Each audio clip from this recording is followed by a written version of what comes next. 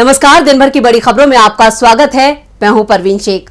आज इस बुलेटिन में बात होगी राहुल गांधी के निशाने पर आए तेलंगाना सीएम केसीआर की। चेन्नई में मोदी के खिलाफ एकजुट हुई इंडिया गठबंधन की महिला नेताओं की। संघ के गढ़ में इंडिया की पहली रैली की। बीजेपी के लिए मुश्किलें खड़ी करते सीएम शिवराज की। साथ ही जानेंगे निर्मला सीतारमण के पति ने पीएम मोदी के खिलाफ क्यों खोला मोर्चा।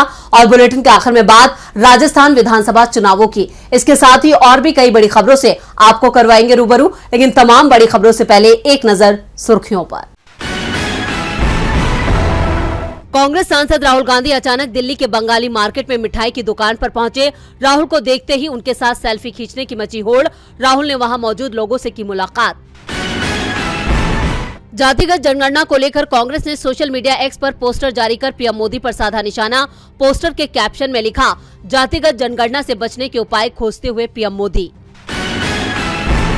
महाराष्ट्र के मराठा आरक्षण की मांग करने वाले कार्यकर्ता मनोज जरांगे ने दी सीएम शिंदे को चेतावनी। कहा, अब तो मेरी जान जाएगी या जश्न होगा। 23 अगस्त को मनाया जाएगा राष्ट्रीय अंतरिक्ष दिवस। केंद्र सरकार ने किया ऐलान। 23 अगस्त को चांद पर उतरा था विक्रम लैंडर और प्रज्ञान रोवर। ये तो थी सुर्खियां और अब बात आज की सबसे बड़ी खबर की। तेलंगाना विधानसभा चुनाव को लेकर इस बार कांग्रेस की जोरदार तैयारी दिखाई दे रही है। पिछले कुछ दिनों में ही बीआरएस और बीजेपी के तमाम दिग्गज कांग्रेस में शामिल हो चुके हैं। कांग्रेस लगातार मजबूत होती दिख रही है, तो दूसरी ओर राज्य में हो रही घटनाएं बीआरएस सरकार और राज्य के सीएम केसीआर पर सवाल खड़े कर रही है, क्योंकि मामला छात्रों से जुड़ा है। तो क्या है पूरी खबर, देखते हैं ये रिपोर्ट। तेलंगाना के युवाओं का भविष्य संवारने के लिए कांग्रेस ने सरकार बनते ही 2 लाख सरकारी पद भरने की गारंटी दी है। और अब जो खबर आ रही है वो बेहद हैरान करने वाली है। दरअसल तेलंगाना में बार बार ग्रुप 2 की परीक्षा रद्द होने से परेशान एक छात्रा ने हैदराबाद में अपनी जान दे दी। चुनाव के ऐलान के बाद हुई इस घटना से बीआरएस सरकार पूरी तरह से बैकफुट पर दिखाई दे रही है। लोग सवाल कर रहे हैं, लेकिन राज्य के सीएम केसीआर पर इन सवालों का कोई जवाब नहीं है। छात्रा की जान जाने के मामले ने अब राजनीतिक रंग ले लिया है। राज्य में विपक्षी दलों के नेताओं ने मौके पर पहुंचकर बीआरएस सरकार को घेर लिया। राहुल गांधी ने कहा है, कल हैदराबाद में एक छात्रा ने अपनी जान दे दी। बीआरएस सरकार युवाओं के सपनों का, उनकी उम्मीदों और आकांक्षाओं को दबाने में लगी है। तेलंगाना का युवा आज बेरोजगारी से पूरी तरह टूट चुका है। पिछले 10 सालों में बीजेपी रिश्तेदार समिति, बीआरएस और बीजेपी ने मिलकर अपनी अक्षमता से राज्य को बर्बाद कर दिया है। इस मामले को लेकर प्रदेश कांग्रेस ने भी बीआरएस के खिलाफ मोर्चा खोल दिया है। तेलंगाना कांग्रेस ने कहा है कि प्रदेश में कांग्रेस की सरकार बनते ही सरकार जॉब कैलेंडर जारी करेगी। 1 महीने में यूपीएससी की तर्ज पर टीएसपीएससी का पुनर्गठन करेगी और 1 साल के भीतर 2 लाख खाली सरकारी पदों को भरेगी, ये गारंटी है। तेलंगाना में केसीआर के लिए अपनी सत्ता बचाना मुश्किल नजर आ रहा है। मुश्किलें तो इंडिया गठबंधन की महिला नेताओं ने भी मोदी सरकार की बढ़ा दी हैं। महिला आरक्षण बिल को लेकर आज चेन्नई में सोनिया गांधी, प्रियंका गांधी और डिंपल यादव जैसी नेताओं ने मोदी सरकार की परेशानी को बढ़ाने का प्लान तैयार कर लिया है।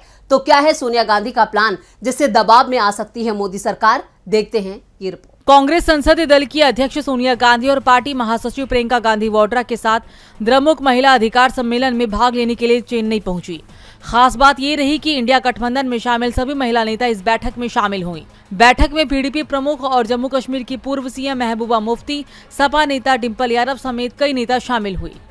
चेन्नई पहुंचने पर सबसे पहले सोनिया गांधी ने तमिलनाडु प्रदेश कांग्रेस कमेटी के पदाधिकारियों और कार्यकर्ताओं से मुलाकात की। खबर है कि बैठक में संसद और राज्य विधानसभाओं में महिलाओं के 33% आरक्षण को तत्काल लागू करने के लिए केंद्र सरकार पर दबाव डाला जाएगा। चूंकि जब से ये बिल दोनों सदनों में पास होकर कानून बना है, तब से ही विपक्ष कानून को तत्काल लागू करने की बात भी कर रहा है। आपको याद होगा कि महिला आरक्षण लागू होने के बाद सोनिया गांधी ने इसको लेकर खुशी जाहिर की थी। उन्होंने कहा था कि ये उनका ड्रीम बिल है, ये राजीव गांधी का बिल था। सोनिया गांधी ने बिल को लेकर कहा था कि ये हमारा है, अपना है।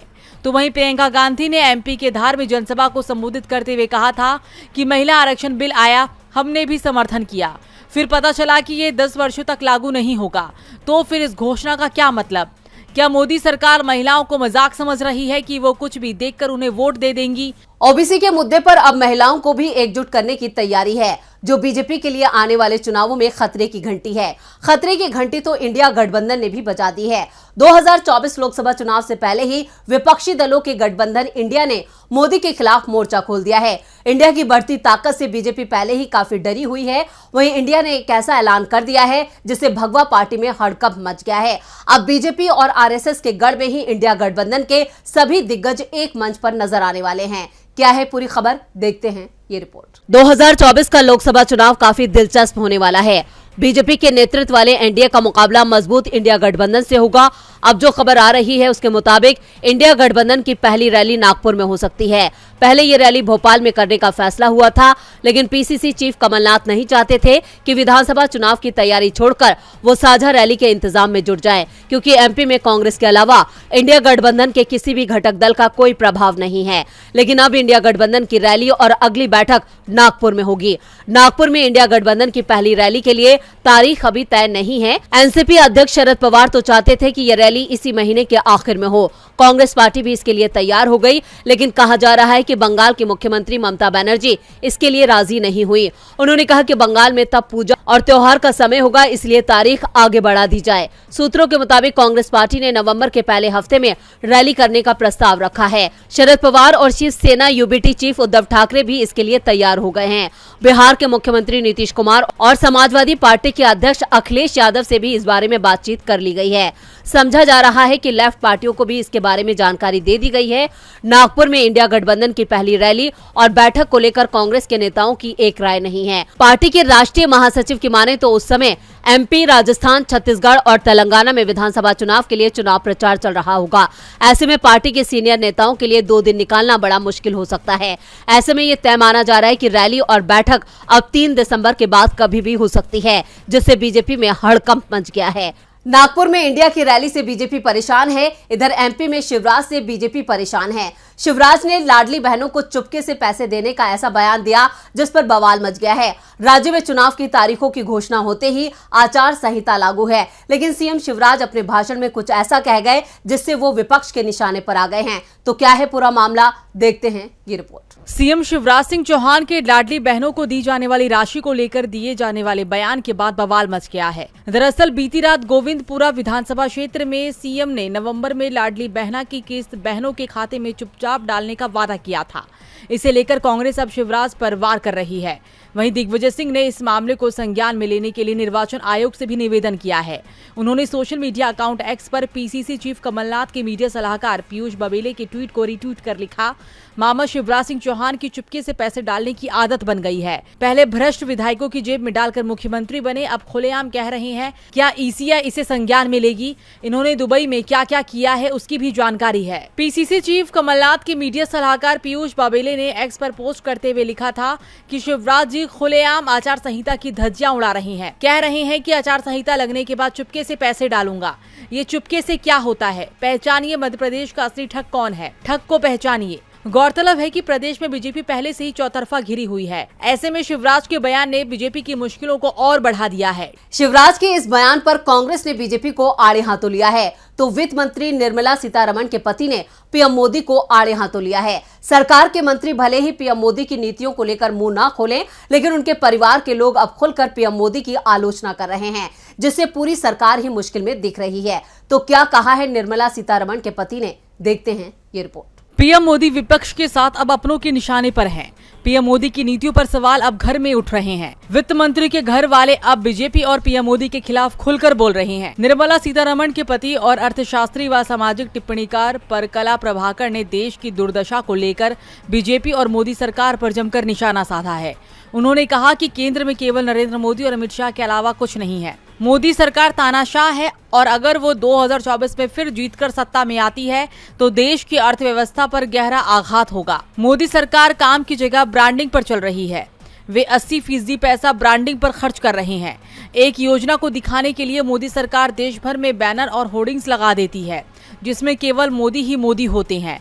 बेटी बचाओ बेटी पढ़ाओ का नारा और महिला आरक्षण बिल लाने वाला शासन कितना संजीदा है, इस बात का अंदाजा जंतर मंतर में महिला रेसलर्स का विरोध प्रदर्शन और 15 अगस्त को बिल्किस बानो मामले में दोषियों की रिहाई से लगाया जा सकता है। परकला प्रभाकर बोले, भाजपा ने हिंदुत्व के मुद्दे पर 2014 का चुनाव जीता था। विकास के जो वादे किए थे वे 2018 तक आते आते खत्म कर दिए। भाजपा राजनीति नहीं बल्कि व्यापार करती है। इसका अनुसरण अब देश की सभी पार्टियां भी करने लगे हैं। धर्मनिरपेक्षता पर राग अलापने वाली भाजपा अब हिंदुत्व को बढ़ावा दे रही है। अल्पसंख्यकों के लिए खतरा है भाजपा। प्रभाकर ने कहा कि मोदी सरकार देश के अल्पसंख्यकों के लिए खतरा है। सत्ता में आते ही मीडिया को बोलने की आजादी नहीं दी। देश के बड़े बड़े शिक्षण संस्थानों पर टैक्स लगा दिया, जो कि हमारे देश की शिक्षा प्रणाली पर खतरा है। मोदी सरकार ने केवल लोगों को दबाने का काम किया है। भाजपा देश को केवल डराने का काम कर रही है। परकला प्रभाकर के इस बयान से निर्मला सीतारमण भी मोदी के निशाने पर आ सकती हैं। निशाने पर तो इस वक्त 5 राज्यों की चुनावी तारीखें हैं। चुनाव आयोग ने 9 अक्टूबर को 5 राज्यों में विधानसभा चुनाव की तारीखों का ऐलान किया था, लेकिन इस बार हर राज्य से चुनाव की तारीखों को बदलने की मांग हो रही है। सबसे पहले राजस्थान के राजनीतिक दलों की ओर से मतदान की तारीख बदलने की मांग की गई, तो फिर अब मिजोरम के सभी राजनीतिक दलों ने काउंटिंग की तारीख को लेकर आपत्ति जताई और अब एमपी छत्तीसगढ़ के राजनीतिक दलों ने भी चुनाव की तारीखें बदलने की मांग चुनाव आयोग से कर दी है। तो क्यों वोटिंग की तारीख में बदलाव चाहते हैं राजनीतिक दल, देखते हैं ये रिपोर्ट। राजस्थान विधानसभा चुनाव की तारीख में चुनाव आयोग बदलाव कर चुका है। पहले 23 नवंबर को वोटिंग का ऐलान किया था, लेकिन राजनीतिक दलों की मांग के बाद इसे बदलकर 25 नवंबर कर दिया गया और अब मध्य प्रदेश और छत्तीसगढ़ में भी तारीखों के बदलाव की मांग तेज हो गई है। दरअसल छत्तीसगढ़ में दूसरे चरण और मध्य प्रदेश की सभी सीटों पर 17 नवंबर को वोटिंग होना है, जबकि 17 से 20 नवंबर तक छठ पर्व का आयोजन होगा, जिस कारण से कई लोग वोटिंग से दूर रह सकते हैं। कांग्रेस और बीजेपी दोनों की ओर से इस चुनाव की तारीख को बदलने की मांग तेज हो गई है। इस बीच एमपी भोजपुरी समाज ने दावा किया है कि प्रदेश में उनकी आबादी करीब 35 लाख है, जिसमें से राजधानी भोपाल में लगभग 5 लाख लोग रहते हैं। ऐसे में 17 नवंबर को मतदान कराने से वोटिंग प्रतिशत प्रभावित हो सकता है, इसलिए वोटिंग की तारीखों में बदलाव किया जाना चाहिए। इसके अलावा छत्तीसगढ़ में भी मतदान की तारीख में बदलाव करने की मांग की जा रही है। यहाँ भी छठ पूजा का हवाला दिया गया है। छत्तीसगढ़ में पहले चरण में 7 नवंबर और दूसरे में 17 नवंबर को वोटिंग होना है और जिस तरह से छठ पर्व के साथ मतदान की तारीखों का टकराव देखा जा रहा है, उसके बाद संकेत है कि एमपी और छत्तीसगढ़ दोनों ही जगह 17 को होने वाली वोटिंग की तारीख बदली जा सकती है। और बुलेटिन के आखिर में बात राजस्थान की।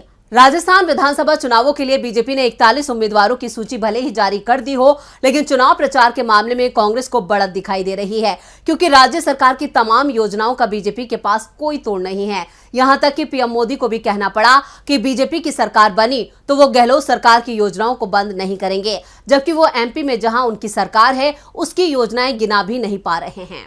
राजस्थान में बीजेपी बगावत के चलते बैकफुट पर दिखाई दे रही है। 41 उम्मीदवारों की पहली सूची जारी करने के बाद से ही बीजेपी मुसीबत में दिख रही है, जिस कारण से उम्मीदवारों के नाम पहले घोषित करने का फायदा भी उसे मिलता नहीं दिख रहा है।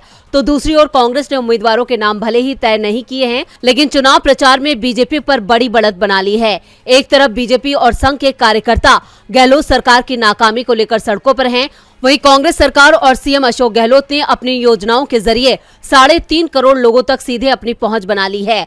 कांग्रेस की गहलोत सरकार ने पिछले महीने प्रदेश भर में महंगाई राहत कैंप लगाकर 10 योजनाओं में लोगों और परिवारों के पंजीकरण किए। इनमें नाम और फोन नंबर से सरकार 2 करोड़ लोगों तक सीधी पहुंची है। ग्रामीण व शहरी ओलंपिक में 46 लाख लोगों ने रजिस्ट्रेशन कराया। इसके अलावा सरकार ने विजन डॉक्यूमेंट 2030 बनाने के लिए 1.5 महीने अभियान चलाकर सुझाव मांगे। विभागों और सीधे वेबसाइट के जरिए सुझाव देने वालों की संख्या 3.33 करोड़ है। प्रदेश सरकार की योजनाओं के सहारे भी लोगों की मदद की गई है। सरकार राज्य की महिलाओं के लिए भी स्मार्टफोन देने की योजनाएं लेकर आई। इसमें पात्र महिलाओं को लाभ पहुंचाने के लिए 1200 करोड़ रुपए का बजट खर्च कर रही है, जिसमें 1.33 करोड़ महिलाओं को मुफ्त मोबाइल देने का लक्ष्य रखा है। इसके अलावा सरकार ने 30,000 मेधावी छात्रों को फ्री स्कूटी देने का वादा किया है। इसकी कुल 390 करोड़ लागत है। इसके अलावा गहलोत सरकार ने 70 लाख से ज्यादा उपभोक्ताओं को सब्सिडी वाले सिलेंडर देने का ऐलान किया है। साथ ही कई और दूसरी योजनाओं के बजट पर करोड़ों रुपए खर्च किए हैं और बीजेपी के पास गहलोत की योजनाओं का कोई तोड़ नहीं है। तो आज इस बुलेटिन में इतना ही। देखते रहिए डीबी लाइव। नमस्कार।